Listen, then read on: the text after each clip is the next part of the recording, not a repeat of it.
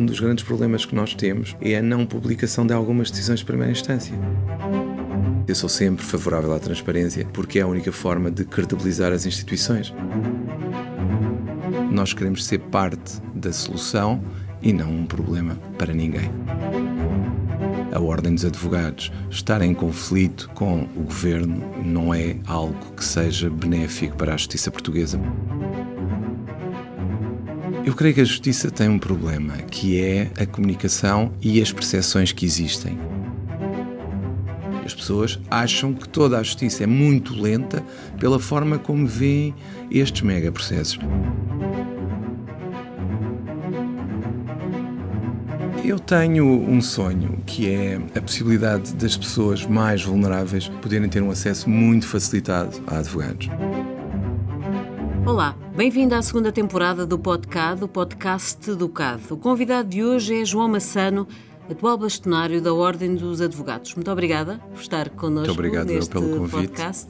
Referiu no início do seu mandato que tinha como grande prioridade reconstruir pontos com o Governo, em especial com o Ministério da Justiça. Passados poucos meses, tomou posse em maio, que balanço faz? Foi recuperada a credibilidade da Ordem que dizia ter sido perdida nos últimos anos? Eu não direi que foi recuperada a credibilidade porque perder é fácil, recuperar é mais difícil. O que eu posso é apontar factos. E o facto é que, desde que eu tomei posse, tive a presença da Sra. Ministra da Justiça na minha tomada de posse, no dia do advogado também, 2 vezes. Tive hoje, por exemplo, 2 secretários de Estado do atual Governo na Ordem dos Advogados. Temos tido inúmeras participações de membros do Governo em eventos da Ordem, portanto, eu diria que pelo menos estamos a conseguir... Há um caminho que está a ser feito e eu espero que conduza àquilo que todos nós queremos, que é uma melhor justiça, porque acho que a Ordem dos Advogados estar em conflito com o Governo não é algo que seja benéfico para a justiça portuguesa, bem pelo contrário. Um corte com o decisor político. Sim, acho que tudo o que nós fazemos, no fundo, é dirigido para um objetivo final, e o objetivo final é melhorar a justiça, e só se consegue melhorar a justiça estando dentro do sistema e tendo um relacionamento, pelo menos um relacionamento, não digo amigável nem não amigável, mas que se consiga ter a relação institucional com o Governo, de forma a encontrar soluções que vejam também os interesses dos advogados, naturalmente, mas sempre pensando no objetivo final, que é os cidadãos e a justiça portuguesa, que é isso que tem que nos nortear a todos. Como eu já disse várias vezes, nós queremos ser parte da solução e não um problema para ninguém. Como é que avalia o estado atual da justiça em Portugal? Eu sei que esta pergunta poderia dar muito tempo de resposta, seriam teses de doutoramento, mas falou que a ideia é melhorar a justiça. Qual é o atual estado da justiça, em seu entender, atualmente em Portugal? Eu creio que a justiça tem um problema, que é a comunicação e as percepções que existem. Nós, neste momento, temos vários canais, quase em permanência, a dar notícias. Ora, isso implica que tenham que haver notícias. E a justiça, neste momento, é uma das matérias que tem maior audiência, e todos já percebemos isso, não só pelos megaprocessos, mas também por outros processos que tocam a vida das pessoas, ou que as pessoas têm curiosidade em ver o seu desfecho. E eu acho que muitas das vezes a justiça não consegue, e a culpa é de todos os atores, e advogados incluídos, a Ordem dos Advogados incluída também, não se consegue combater percepções. Uma das percepções que existe é que a lentidão da justiça é medida pela forma como são conduzidos os megaprocessos. Ora, os megaprocessos são uma ínfima parte dos processos e as pessoas acham que toda a justiça é muito lenta pela forma como veem estes megaprocessos. Eu diria que essa percepção que se cria não corresponde integralmente à realidade. E um dos problemas da justiça neste momento é a forma como se relaciona com o cidadão e a forma como consegue ou não explicar ao cidadão para que é que serve e que direitos é que tem. Porque neste momento nós estamos a atravessar um momento muito complicado, na minha opinião, que é um momento em que as pessoas parecem aceitar cortes aos seus direitos em nome de bens maiores, nomeadamente a questão da segurança. ninguém pode, nem deve ser contra a segurança e sentirmos seguros onde estamos. Agora, eu tenho receio que isso possa conduzir a um atropelo de direitos das minorias, com as quais, naturalmente, enquanto bastonário da Ordem dos Advogados, eu posso uma vez vir a pactuar. Não posso. Tocou agora em diversos pontos que vamos ter a oportunidade, espero, de chegar. Uma delas defende que é preciso comunicar melhor aquilo que os advogados fazem. Refere-se aqui em concreto. Gostava que me explicasse o que é que quer dizer exatamente com esta comunicação que devia ser melhor.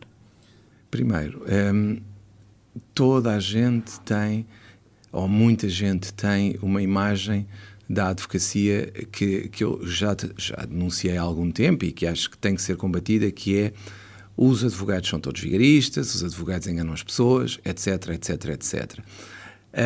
Mas muitas das vezes o que nós vemos é pessoas que gostam dos seus advogados e têm advogados e acham que os advogados o dele é bom, mas a classe enquanto tal não é.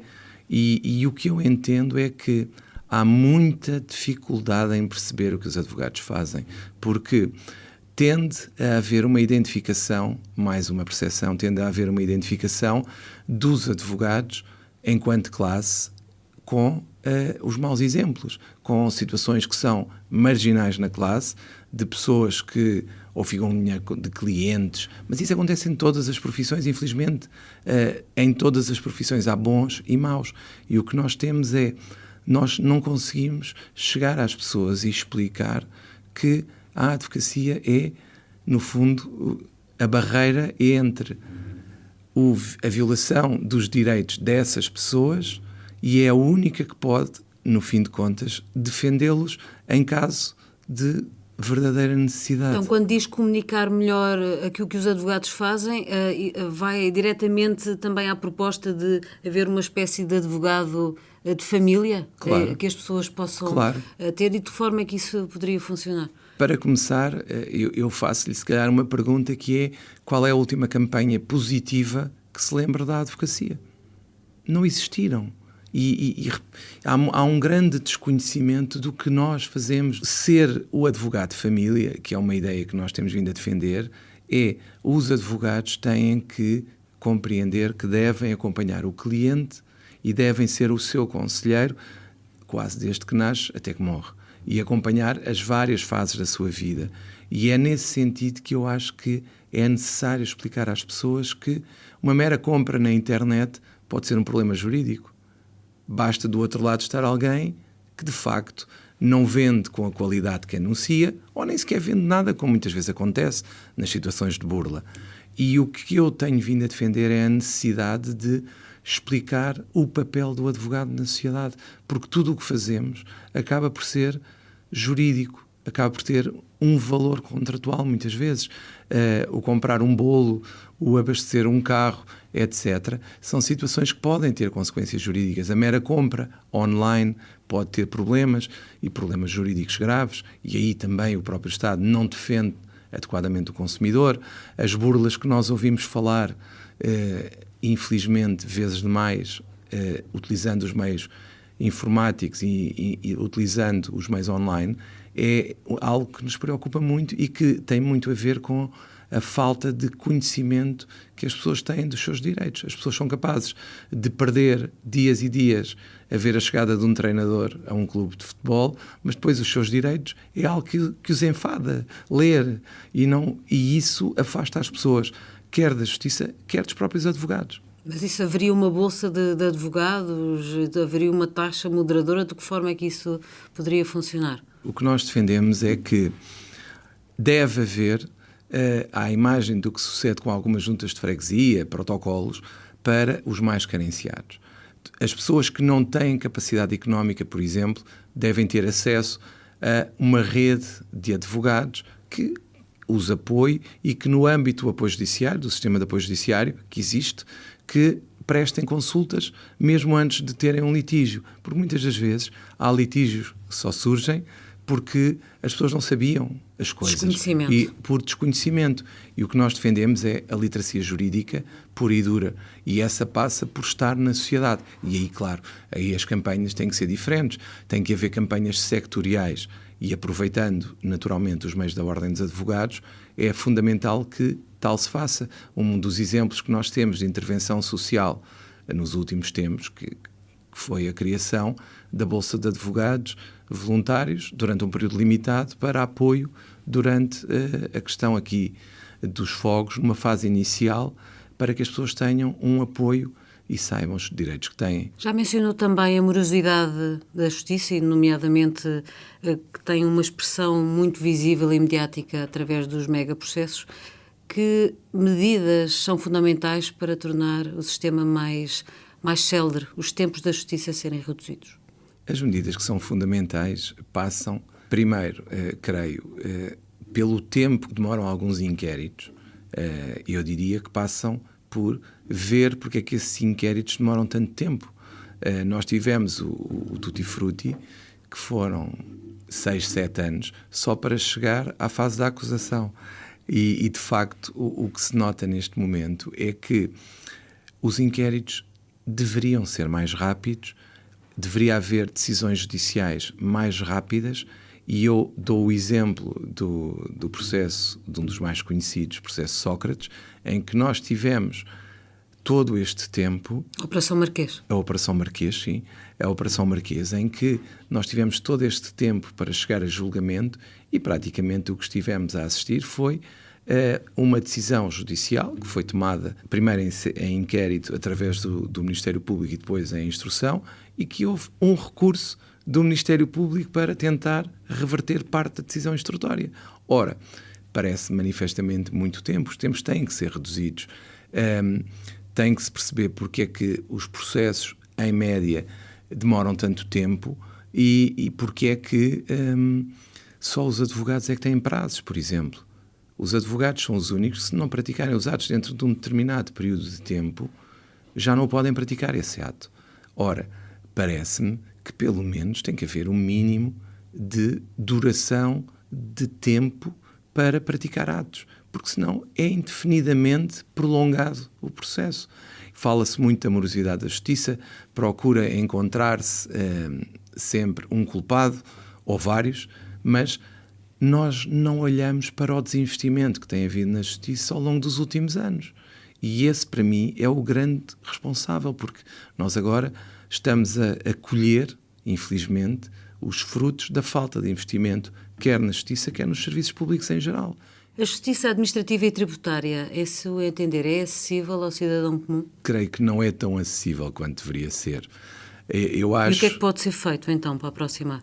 Eu acho que o que tem que ser feito, em primeiro lugar, é ter, naturalmente, um centro de arbitragem tributária que seja para situações em que as pessoas não tenham capacidade financeira e se calhar até pensar naquelas situações mais comuns, ter um centro de arbitragem como há os de direito do consumo, para a resolução daqueles litígios, daqueles pequenos litígios. E depois, a literacia, neste caso, também é fundamental, mais uma vez, para que as pessoas saibam quando é que podem e quando é que não podem reclamar e não permitir que haja um afastamento da reclamação ou da impugnação pelo facto de termos que prestar uma garantia que é elevada, que corresponde à dívida, sem termos a garantia de que vamos ganhar. Portanto, é difícil convencer uma pessoa que até pode ter razão, que vai ter que pagar um determinado valor para aceder ao serviço, vai ter que, eventualmente, contratar um advogado para o ajudar, ou pelo menos vai ter que depositar o valor da dívida mais 25%. Portanto, isto não vai funcionar jamais. A única forma que eu vejo aqui é, primeiro, explicar às pessoas quando é que podem e quando é que não podem impugnar, explicar o que é que está em causa e depois fornecer meios para que as pessoas cheguem à justiça, seja os tribunais judiciais, sejam centros de arbitragem. O CAD tem as audiências públicas, publica as suas decisões, o sorteio dos árbitros. Que valor tem esta transparência para a justiça, em seu entender? Ser transparente é fundamental para ser confiável, porque é a única forma que nós temos de conhecer as decisões e de também determinar os nossos comportamentos pelas decisões. Eu sou sempre favorável à transparência, porque é a única forma de credibilizar as instituições. O CAD publica todos os passos e é acessível, essa transparência é total do início ao fim do processo. Entende que poderia ser replicado? Eu acho que era fundamental ser replicado. Um dos grandes problemas que nós temos é a não publicação de algumas decisões de primeira instância dos tribunais judiciais, porque a não publicação, no fundo, equivale a dizer que não vai haver escrutínio público sobre a decisão, o que deixa algum conforto e que dá algum conforto a quem toma a decisão, porque nós sabemos perfeitamente que é um bocadinho o princípio de Epicuro, não é? Se estivermos a ser observados, comportamos-nos de uma maneira. Se não estivermos, comportamos-nos de outra. Não deveria ser assim, mas nós sabemos que é. E as decisões judiciais deveriam ser todas publicadas, quer as de primeira instância, quer as de segunda, quer as de terceira. E a transparência ajudaria muito à credibilização dos tribunais judiciais, até porque era mais fácil depois o escrutínio e até uma harmonização das decisões no sentido, pelo menos num sentido, e não o que acontece muitas vezes, que acaba por ser, nós acabamos por ter situações em que os mesmos factos podem dar origem a situações completamente de decisões díspares, sem que se perceba bem o porquê e sem que o cidadão consiga perceber o porquê. E se houver decisões diferentes, porque é normal, é o que acontece em tribunais, pelo menos que eles percebam o porquê dessas diferenças. Como é que se pode garantir que as populações mais vulneráveis, idosos, imigrantes ou pessoas em situação de pobreza tenham acesso efetivo à justiça? Ouvi numa entrevista recente sua que sugere a criação de uma plataforma que ligue, por exemplo, os advogados à AIMA, uma plataforma que no fundo privilegie os advogados, dando também uma segurança a quem recorre a esses advogados. Essa é uma medida que pode avançar, já a propôs? Já propus várias vezes e é uma das medidas que eu entendo que fará sentido ser implementada, porque essas situações de vulnerabilidade social que nós conhecemos em Portugal terão seguramente acesso ao apoio judiciário. Logo, nem sequer se levanta a questão dos honorários. Portanto, só é agora necessário dar o passo seguinte, que é permitir um acesso direto e rápido às plataformas, porque nem sequer os nossos processos nós conseguimos consultar. Ora, quando não se conseguem consultar processos e quando temos tanta gente, como sabemos, a relacionar-se com a AIMA, é muito difícil que este processo corra bem. E é isso que naturalmente preocupa a Ordem dos Advogados, porque numa altura de escassez de recursos só há uma hipótese de tentar resolver isto, que é aceitar o apoio das associações públicas, como a nossa, e, aceitando esse apoio, em seguida concentrar esforços e recursos numa resposta. Como é que é mais fácil de conseguir? Se tivermos grupos profissionais que tenham uma ligação. É a única forma, porque cada advogado pode representar dezenas ou até centenas de pessoas que se relacionam com a AIMA. E se eles tiverem um acesso privilegiado à AIMA, é claro que as coisas vão correr melhor porque a ligação é direta. E tem outra vantagem, que é diminui a litigiosidade que agora se transfere da AIMA para os tribunais administrativos e fiscais. Porque se as pessoas tiverem uma resposta de um lado, já não têm sequer razão, mesmo que queiram arranjar, para ir litigar judicialmente. Portanto, é como o outro diz, isto está tudo ligado. Está tudo ligado. Se nós não resolvemos de um lado, as pessoas vão tentar resolver do outro. É que nós chegamos ao ponto de, neste momento, termos, por falência do serviço público, pessoas a intentar ações só para serem entendidas. Ora, mais de 100 mil ações é muita ação. Neste momento há sensivelmente 36 mil advogados. Qual é a média etária? É assim, eu diria que nós temos uma distribuição bem diversificada das idades. Nós temos muitos jovens na profissão, daí, em termos de previdência, nós ainda não temos a pirâmide invertida, porque temos uma base mais ampla e faz mesmo a pirâmide, por isso eu diria que temos bem diversificada, temos uma representatividade bem grande. Mas a nossa luta relativamente aos mais jovens, por exemplo, e a todos em geral, mas principalmente aos mais jovens, é aproximá-los da Ordem dos Advogados. E a perguntar-lhes se eles têm desafios diferentes das outras gerações. Têm desafios muito diferentes das outras gerações. Para começar, a entrada no mercado agora tem um obstáculo, ou vai ter um obstáculo, assim que for aprovado o regulamento do estágio, que é a remuneração, que efetivamente e na prática contribui para haver menos estágios. Havendo menos estágios, há menos gente a poder ser advogado. Esse é o primeiro grande obstáculo. É a entrada num estágio, arranjar um estágio. Porque a prática individual, que é a maioria da classe, da nossa profissão, neste momento não tem capacidade para fazer o pagamento da remuneração e o que vai acontecer é que, simplesmente, não vão apoiar os estagiários, dando-lhes estágio. Depois, a grande dificuldade que existe neste momento é a inteligência artificial, a entrada no mercado em que a própria inteligência artificial está a entrar praticamente ao mesmo tempo que eles.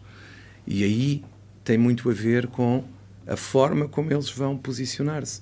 Porque a entrada da inteligência artificial deve levar-nos a todos a procurar áreas em que a inteligência artificial não tenha as mesmas valências que nós e, por outro lado, procurar novas áreas em que, de facto, tem que haver intervenção humana. Há muitas áreas ainda, há muitas situações em que nós podemos, mas principalmente nós temos que trabalhar a empatia, a ligação com as pessoas, daí a ideia do advogado de família, daquela pessoa que se relaciona, que dá a cara pelo cliente, que está ao lado dele nos melhores e nos piores momentos para o aconselhar. É essa ligação que os jovens advogados também têm que criar e têm que conseguir criar e principalmente, parece-me que eles têm uma vantagem que é, se também é uma desvantagem, também é uma vantagem, que é a inteligência artificial, porque, teoricamente, eles estarão mais aptos a lidar com os meios digitais do que os mais velhos, o que deverá colocá-los numa posição diferente.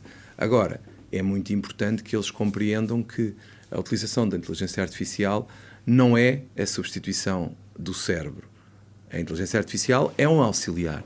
E o receio que eu tenho é que as pessoas deixem de pensar pela sua própria cabeça. E aí, o que eu lhe pergunto é, se há um advogado que se comporta como a inteligência artificial, na medida em que se limita a replicar o que a inteligência artificial lhe dá, porque é que vamos a um advogado? E é isto que todos temos que perceber. E aí são todos, não é só os mais novos. Porque a advocacia, como qualquer outra profissão que sofre a concorrência da inteligência artificial, porque é uma concorrência, a única forma que tem de se aguentar e de sobreviver é conseguindo ter mais valias em relação a essa inteligência artificial. E isso passa pelo toque humano no relacionamento e pela proximidade. Credibilização. E pela credibilização da classe, porque tudo passa pela forma como a classe é olhada. Porque uma classe que, por exemplo, aparece permanentemente em luta por honorários, no fundo, como se fosse um sindicato, a ser encarada sempre como estando sempre a reclamar, não é respeitada. Não é. Porque o que nós defendemos é que nós podemos e devemos reclamar os nossos direitos, mas não devemos só fazer isso. E temos que estar ao lado das pessoas e da sociedade quando elas precisam e apoiando sempre que elas precisam. Como o tempo avança aparentemente a uma velocidade maior do que desejaríamos, também refere que propõe uma linha telefónica destinada para a saúde mental de apoio aos advogados. É uma ideia que surge por alguma razão em concreto, de uma avaliação que faz, ou apenas num ponto de vista preventivo, profilático? Não, é de uma ideia que faço. Eu, enquanto Presidente do Conselho Regional de Lisboa, vivi, enquanto Presidente, como todos nós vivemos, mas eu tive uma percepção do que estava a acontecer com a profissão durante a Covid-19, durante a pandemia. E o que é que aconteceu? Havia claramente uma noção de que as pessoas não estavam bem e foi mais evidente essa, diria eu quase que, perturbação que todos sentimos na altura e que nos levou a todos a pensar o que é que estávamos aqui a fazer, etc. E o que eu senti foi, por uma série de situações que me aconteceram naquela altura, que era fundamental começar a falar da saúde mental. Entretanto, tivemos várias formações na área da saúde mental, tivemos um gabinete de apoio psicológico que estava disponível aos advogados de Lisboa e que nos confirmou aquilo que já achávamos. Fizemos um inquérito em que naquela altura, em que 2/3 dos advogados que responderam ou estavam em burnout ou em vias de lá chegar. Isto é assustador. E, portanto, foi aí que nós sentimos que as pessoas precisam de alguém com quem falar, e daí a linha telefónica. Portanto, adaptar o que já fizemos no Conselho Regional de Lisboa e torná-lo nacional e adaptar ao tamanho do país, que é diferente de Lisboa. E foi nessa perspectiva, porque o isolamento das pessoas, mesmo vivendo numa cidade, existe. Podemos estar, como sabe, com muita gente à volta e estar sós, porque é difícil falar com alguém, é difícil expor problemas, é difícil dialogar. E isso tem vindo, como é claro, a perturbar todos nós. E eu entendo que uma das formas que existe de tentar combater isso é explicar às pessoas sintomas de problemas da área da saúde mental, dar-lhes formas de tentar prevenir essas situações e dar-lhes algo mais, que é a possibilidade de falar com alguém quando precisarem em situações de emergência.